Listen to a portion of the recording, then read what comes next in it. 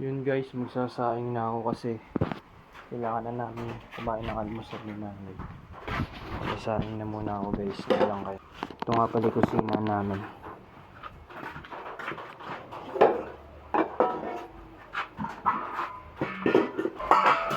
Ayun guys, malapit na pala maubos yung bigas namin. Kailangan ko na ulit bumili. Ayun, grabe, umuulan na.